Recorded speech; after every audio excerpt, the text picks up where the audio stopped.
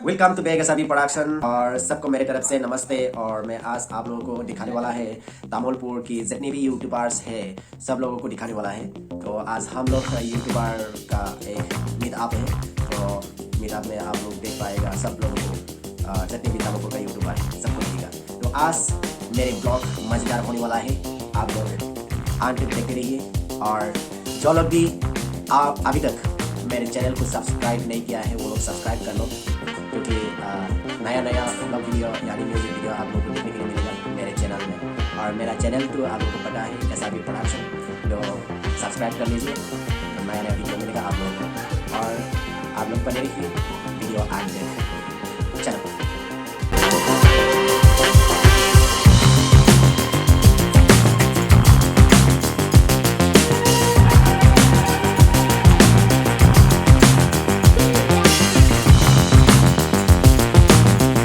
चलो दोस्तों, खुद का अपना अपना नाम को बोलो और चैनल का नाम बोलो। पहले माइकल दा से स्टार्ट करता हूँ। हाय गाइस, मेरा नाम माइकल रवा है और रंजन सर आया है आज, उनसे मिलकर अच्छा लगा। और मेरा भी एक यूट्यूब चैनल है, आप लोग सभी लोग देखना गए। यूट्यूब चैनल का नाम है माइकल रवा। और अच्छा, और आपका नाम बोलिए। मेरा नाम नमस्कार, मेरा नाम नजूल अली है। मेरा यूट्यूब चैनल है गेमर का यूट्यूब चैनल नजूल स्ट्रीट गेमर, आप लोग सर्च करना, जितना सब्सक्राइब करना। और अच्छा, और यहाँ पे नमस्कार, मेरा नाम संजीव है, समय का चैनल में काम करता हूँ। Thank you. और इस तरफ, और यहाँ पे অসমত আমি ইয়াতে আছোঁ কৰি এনেকৈ আৰু আমি এটা ৰাজনীতিক মানে এটা মিটিঙত আছোঁ। আমাৰ বিজেপি দলৰ আজি এই আনন্দ বজাৰ অঞ্চলত মানে এখন মিটিং আয়োজন কৰা হৈছে। তো ইয়াতে আপোনালোকে দেখা পাই আছে পিছফালে খাৱা লোৱাৰ ব্যৱস্থা কৰা হৈছে। তো আমাৰ মুখ্য আৰু উদ্দেশ্য এইটো এটাই, 2025-ত আমি যিকোনো মুহূৰ্তত যিকোনো প্ৰকাৰে আমি বিজেপি চৰকাৰ আনিবই লাগিব। এইটো আমাৰ দায়িত্ব, আমাৰ যুৱ প্ৰজন্মৰ দায়িত্ব। তো আমি যাতে আমাৰ বিজেপিৰ ভূমিত আমি শান্তি সম্প্ৰীতিৰে সকলোৱে মিলি থাকিব পাৰোঁ, ইয়াত যাতে জাতি ভেদ নহয়, আমাৰ বিজেপিৰ অঞ্চলত যাতে ধৰ্মক লৈ ৰাজনীতি নহয়। বৰ্তমান সময়ত কি হয় আপোনালোকে দেখা পাই আছে, ধৰ্মক লৈ ৰাজনীতি কৰি আছে। তো আমি এইটো সম্পূৰ্ণ বুজাব। আমাৰ দ্বিতীয় দলে কোনো দিনো মানে ধৰ্মক লৈ ৰাজনীতি কৰা নাই, লেতেৰা ৰাজনীতি কৰা নাই। বৰ্তমান সময়ত অনাগত দিনতো মানে আমাৰ বিজেপি দলে ভাল কাম কৰি যাব। আৰু আগত বিগত কৰিছে, যিখিনি কৰিছে বিটিআৰৰ ভূমিত, সেইখিনি সকলোখিনিয়ে বিপিএফৰে অৱদান। তো সেইকাৰণে আমি যুৱ প্ৰজন্ম এইবাৰ একলগ হৈছোঁ। আমাৰ উদ্দেশ্য যাতে আমি বিপিএফ দলক পুনৰবাৰ বিটিআৰত যাতে আমি প্ৰথমবাৰত আনিব পাৰোঁ। Thank you. और इस तरफ हम लोग क्या बोलेगा, बोलो, नाम बोलो, आपका नाम बोलो। नमस्कार, मेरा नाम मौजिबुल अली है। इधर हम लोग का माइकल है, नुरुल है, ইন্নাদা আছে, সিহঁতৰ ইউটিউব চেনেল আছে। ভাল ভাল ভিডিঅ' বনাই লৈ কাম কৰোঁ আমি। তো চেনেলবিলাকৰ নাম কৈ দিছে, ভাল ভাল ভিডিঅ' বনাই আপোনালোকে ছাপোৰ্ট কৰক, ছাবস্ক্ৰাইব কৰক আৰু ফেচবুকৰ পৰা ফ'ল' কৰক। তো আপোনালোকে ছাপোৰ্ট কৰিলে আমি আৰু আগুৱাই যাবলৈ সক্ষম হ'ম, ভাল ভাল ভিডিঅ' দিবলৈ চেষ্টা কৰিম। আৰু নিন্নাদাটো ক'লে আমি চেষ্টা কৰি আছোঁ অলপ আগত যাবৰ কাৰণে, আমি অলপ সহায় কৰিবৰ কাৰণে। তো আপোনালোকে ছাপোৰ্ট কৰি থাকক। Thank you. और इस तरफ बोलो, आपका नाम बोल दो, नाम बोलो। नमस्कार, मेरा नाम मिंटू अली। ठीक है, थैंक यू सबको मेरी तरफ से थैंक यू।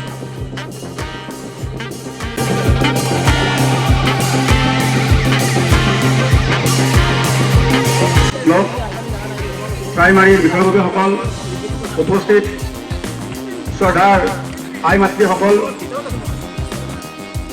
আজি হয়তো আপোনালোকে বহু সময় ধৰি ইয়াত ৰ'দতে বহি কষ্ট স্বীকাৰ কৰিব লগা হৈছে। ইয়াৰ লগত সংযোগ ৰাখি আমি ৰাতিপুৱাতে পতাকা উত্তোলন কৰিলোঁ আৰু এতিয়া আমি ৰাইজৰ লগত অলপ ভাৱ বিনিময় কৰিম। গতিকে আজি সভাখন চলাই লৈ যোৱা আমাৰ সন্মানীয় জলন্দাজুলি ব্লক সমিতিৰ সভাপতি সকলোদিন আহমেদ ডাঙৰীয়া আৰু ঠিক তেনেকৈ আমাৰ মাজত উপস্থিত, মই প্ৰতিজনে নামটো বিচৰা নাইছিলোঁ, আমাৰ অসমীয়া কাষত। গতিকে আপোনালোকে বহু সময় ধৰি ৰ'দত বহি আছে আৰু আইমাতৃ যে আজি সভাখনৰ মূল উদ্দেশ্যটো হ'ল, মই আগতে ক'লোঁ যে 22তম BTC একৰ্ড হ'ল। এতিয়া চাওক, আপোনালোকে নিশ্চিত প্ৰশ্ন আহিছে যে কেতিয়াবা BTC, কেতিয়াবা DPR, কেতিয়াবা BAC নহয় জানো? আপোনালোক কেতিয়াবা অলপ মানে কনফিউজন লাগি যায়। এতিয়া মই এই কাৰণে অলপ ক'ব বিচাৰিছোঁ যে যদি আৰম্ভণিৰ পৰা যদি আহোঁ, প্ৰথমে BAC আছিল, বড়োলেণ্ড অট'নমাছ কাউন্সিল 1993 চনত। তাৰপিছত 10টা বছৰৰ পিছত একেটা তাৰিখতে ফেব্ৰুৱাৰী 10 তাৰিখে 2003 চনত BTC নামৰ এটা চুক্তি স্বাক্ষৰ কৰিলে। এই চুক্তিত হাগ্ৰামা মহিলাৰ নেতৃত্বত আৰু অসম চৰকাৰ আৰু ভাৰত চৰকাৰ FCA তাত স্বাক্ষৰ কৰা নাছিল 2003 চনত। তাৰপিছত কি হৈ গ'ল যে 2003 চনৰ পিছত সুন্দৰভাৱে চৰকাৰ চলিল। 2020 চনত আকৌ চতুৰ্থ নিৰ্বাচন হ'ব লাগে। এই নিৰ্বাচনত কিন্তু বহুতো চল চাপৰি কৰি পেলাই BPF চৰকাৰ বনাব নিদিলে। 17টা জিকিছিলে, 11টা আছিলে UPPF, বাকী BJP 2টা জিকিলে। যিয়ে নহওক মাজতে ময়ো কিন্তু নাছিলোঁ। যোৱাৰ কাৰণটো হ'ল চিধা কথা আৰু এহাৰ কথা ক'ম, এই BPFৰ মুৰব্বী একেবাৰে মুৰব্বী নহয়, ঠিক নহয়। কোনোবা এজনে ক'লে যে ইমানুৱেল মছাই নহ'লেও চলিব। গতিকে এনেকুৱা ধৰণৰ আমাৰ পাৰ্টীৰ সাধাৰণ মানুহবিলাকৰ লগত নহয়, পাৰ্টীৰ মাজতে অলপমান সংঘাত হৈছিলে, যোৱাবাৰ নিশ্চয় আপোনালোকে জানে। আৰু ঠিক তেনেকৈ 2010 চনতো BPFৰ বিপক্ষে মই যেতিয়া BPCৰ তামোলপুৰ মানে ডিষ্ট্ৰিক্টৰ ভিতৰত দৰংগা যদি 2010 চনত আপোনালোকে নিৰ্বাচন কেনেকৈ হৈছিল তাৰ নিশ্চয় মনত আছে না? তাতো কি আছিলে, মই BPFৰ প্ৰাৰ্থী, কিন্তু কিছুমানে মোৰ বিপক্ষে BPFেই প্ৰাৰ্থিত্ব দিলে। আমাৰ যিসকল সাধাৰণ মানুহ আনকি ভোট দিব পোৱা নাছিলে, গতিকে সেই কটাবাৰী ME স্কুলত তাততো ৰেগিঙে ৰেগিং নহয় জানো? তথাপিও আপোনালোকে মোক জিকাই পঠাই দিছিলে 2005 চনত, 10 চনত। তাৰপিছত আকৌ 2011 চনৰ নিৰ্বাচন আহিল। এতিয়াতো আকৌ বেলেগ এটা ঢৌ আহি গ'ল। এতিয়া আকৌ শিৱ মহোদয়ে হাগ্ৰামা ডাঙৰীয়াই ক'লে যে MLA খেলিব লাগিব, নহ'লে তামোলপুৰ সমষ্টিত আৰু বিপৰীত নাথাকিব। গতিকে তেনেকৈ আকৌ মই MLA যাব লগা হ'ল। তাৰপিছত দৰংগা দেৱী সমষ্টি যিজনে 2010 চনত বিজিত নাৰ্জাৰী ডাঙৰীয়াই মোৰ বিপক্ষে খেলিছিল, এই মানুহজনকে আমি যিয়ে নহওক পাৰ্টীৰ স্বাৰ্থত আনি পেলাই আকৌ নিৰ্বাচনত নমালো, জিকিব। আৰু 2010 চনত কি ধৰণে মই নিৰ্বাচনী প্ৰচাৰ চলাই থাকোঁতে আপোনালোকে মন্দিৰৰ সন্মুখত সেইটো সময়ৰ আমাৰ বিজিত নাৰ্জাৰী ডাঙৰীয়াৰ সমৰ্থকসকলে মই যেতিয়া বক্তব্য ৰাখি আছিলোঁ, চাৰিওফালে মটৰ চাইকেলেৰে ঘেৰি ঘেৰি ঘেৰি চলাই আছে। আমাৰ যিবিলাক বয়সীয়াল আছিলে সেইসকলে তোক অপমান কৰিলে, কিছুমানক মাৰিম বুলি ক'লে, কিছুমান পিটিম বুলি ক'লে, আৰু এজন মানুহৰ প্ৰাণ গ'ল পাৰ্টি বুলি। এইবিলাক পুৰণা কথা আৰু নকওঁ।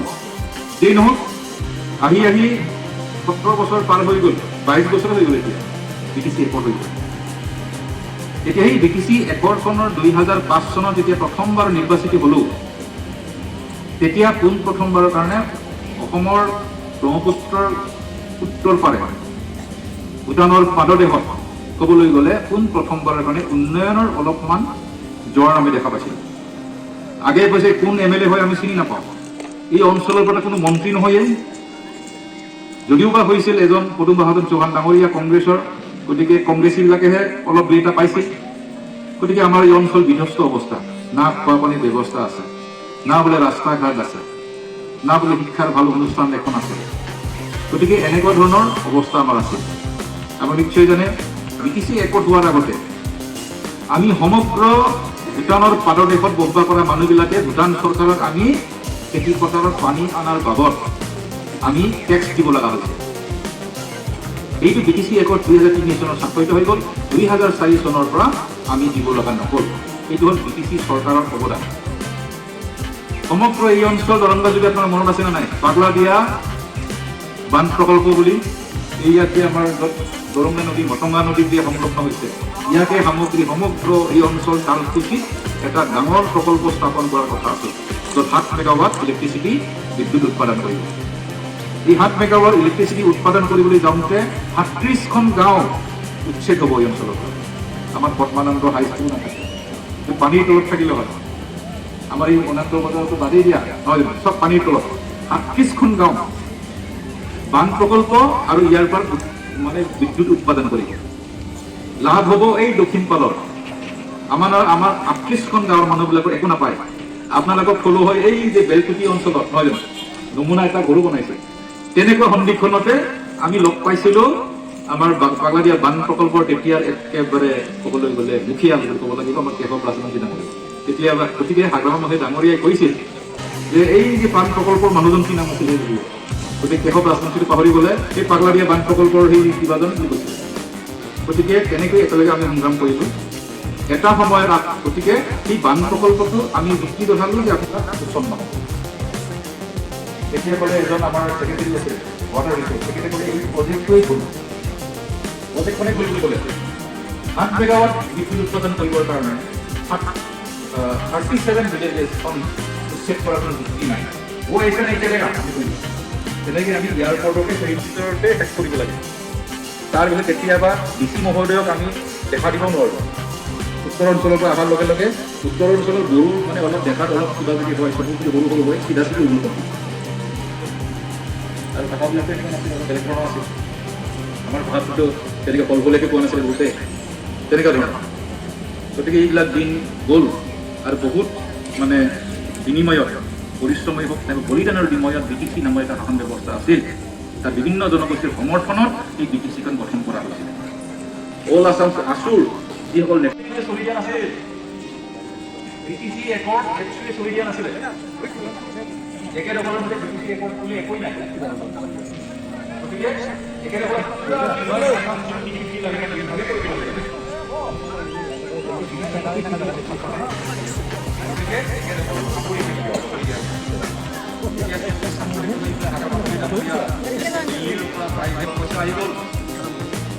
প্ৰথম যিটো ফাণ্ডিং আহিব চেণ্ট্ৰেল গভৰ্ণমেণ্টৰ পৰা 50 লাখ টকা কোকৰাঝাৰৰ অফিচৰ হেডকোৱাৰ্টাৰ বনাই দিলে। দুটা বিভাগ আছিলে, সেই বিভাগটো আকৌ গুৱাহাটীৰ পৰা চলাব ধৰিলে। চাকৰি দিয়া যিখন কমিটি আমাৰ দাদা ডাঙৰীয়াই ক'লে একেটা সদস্য আছিল, সেই কমিটিটো ভংগ কৰিলে। চাকৰি দিব নোৱাৰে, সাব গ্ৰেড চাকৰি দিব নোৱাৰে, ফ'ৰ্থ গ্ৰেড স্কলাৰশ্বিপ চাকৰি দিব নোৱাৰে। গতিকে এইটো হ'ল BTR। আগত BTC দিব পাৰিছিল। মই যেতিয়া হিচাপে আছিলোঁ স্বাস্থ্যৰ শিক্ষা বিভাগত প্ৰথম 5 বছৰত 1800 চাকৰি দিছিল। দৰংগা যদি অঞ্চল আমাৰ এই যে দৰংগা পাৰাতে কৈছে 11জন পোষ্টগ্ৰাজুৱেটবিলাকে চাকৰি। মোৰ মনত আছে মাইনৰিটি ফাৰ্মাচিষ্ট 12জন মানে ফাৰ্মাচিষ্টৰ মাইনৰিটি চাকৰি পাইছে, পইচা পাতি দিব লগা হোৱা নাই। আৰু স্কুলত 1441টা আমি দিছোঁ। Multipurpose health worker, malaria inspector সমগ্ৰ লগ লাগি প্ৰায় সৰ্বমুঠ 1800 পৰা 2100 প্ৰথম BTC। গতিকে বাকীবিলাক চব মিছা। আপোনালোকে মনত ৰাখক, আমাৰ সেইকাৰণে এটাই মিছনটো হ'ল, এটাই উদ্দেশ্যটো হ'ল যে এইবাৰ প্ৰমোদ বড়ো হাতাও BTC বাচাওক। BTC বচাব লাগিলে পোনপ্ৰথমে প্ৰমোদ বড়ো ডাঙৰীয়া হাতাও কৰিব লাগিব। কাৰণ যোৱাবাৰ তেখেতে জিকাৰ কোনো সম্ভাৱনা নাই। আমাৰ অলপ পাৰ্টিৰ ফালৰ পৰা মনোমালিন্য হৈ গ'ল যে দেৱেন বড়ো ডাঙৰীয়াক আমাৰ এই দ্বিতীয়বাৰে বৰ্তমান সি দ্বিতীয়বাৰ নাই, BJP গুচি গ'ল। বহুতো প্ৰলোভন বা বহুতো বেয়া পন্থা অৱলম্বন কৰি পেলাই দেৱেন বড়ো ডাঙৰীয়াক বৰখাস্ত কৰিলে ইয়ে মন তেনেকৈ আৰম্ভ হ'ল খেলটো। গতিকে আমাৰ মাজত এটা মনোমালিন্য সৃষ্টি কৰাই দিলে যোৱাবাৰ। তেনেকৈ দ্বিতীয়বাৰ দুৰ্বল কৰিলে।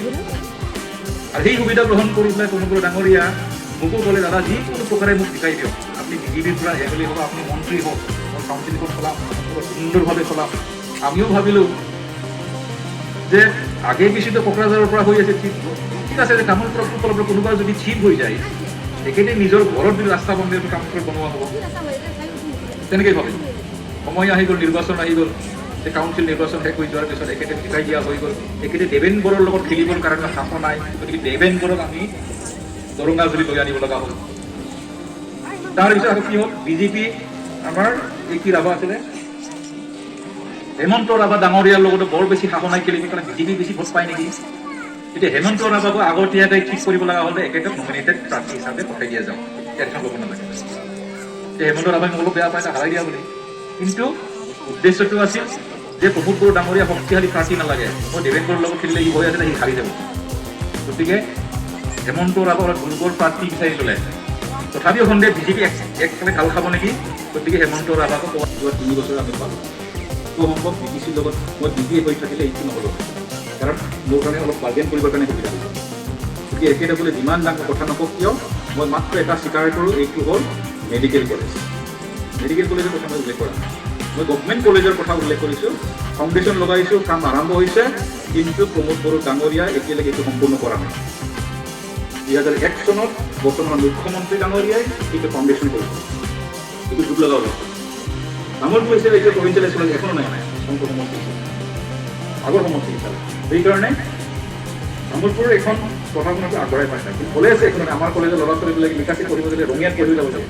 গতিকে যুঁজি এখন কলেজ আনিছিলোঁ। এই কলেজৰ চেংচন হৈ গ'ল পইচা, এতিয়ালৈকে ক্লাছ হ'ব লাগিছিলে, বিল্ডিং কমপ্লিট কৰা নাই। একেদৰে একেবাৰে নিজৰ মানুহক বনাব দিছে।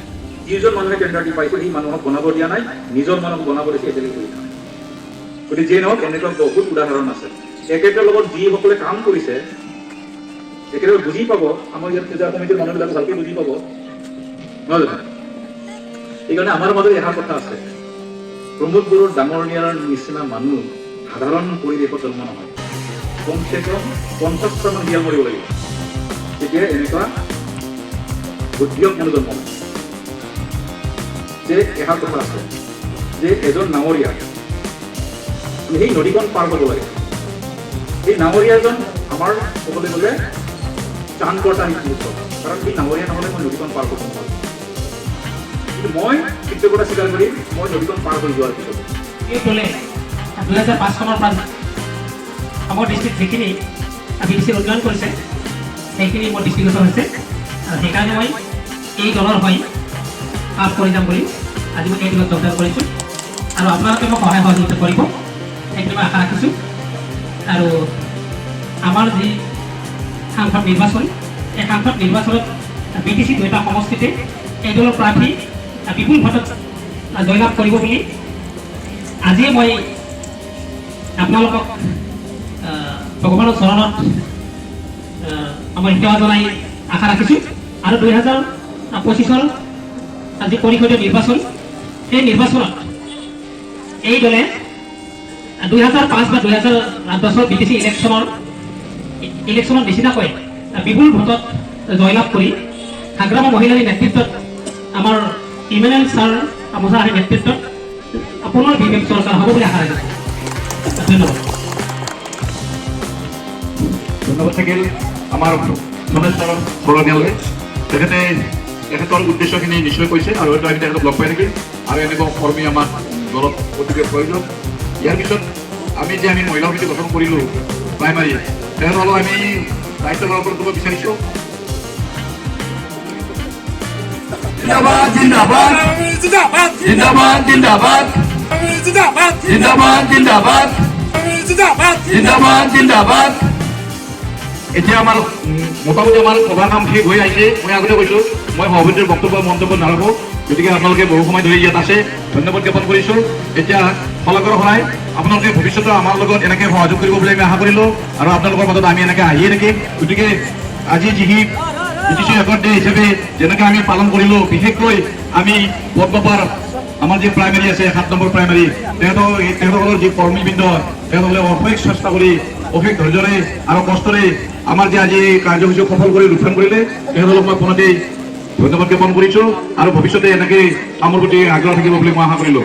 আৰু আমাৰ যি উপস্থিত আমাৰ ভদ্ৰ মহিলা ভদ্ৰ লোকসকল আমাৰ উপস্থিত হৈছে, আমাৰ বিশেষ কৰ্মীসকল উপস্থিত হৈছে বা বিশেষ প্ৰেমী ৰাহি উপস্থিত হৈছে, তেওঁলোককো মই আজিৰ সভাৰ জৰিয়তে ধন্যবাদ জ্ঞাপন কৰিছোঁ আৰু এইখিনিতে মই সভা ভংগ হ'বলৈ ঘোষণা কৰিলোঁ। ধন্যবাদ।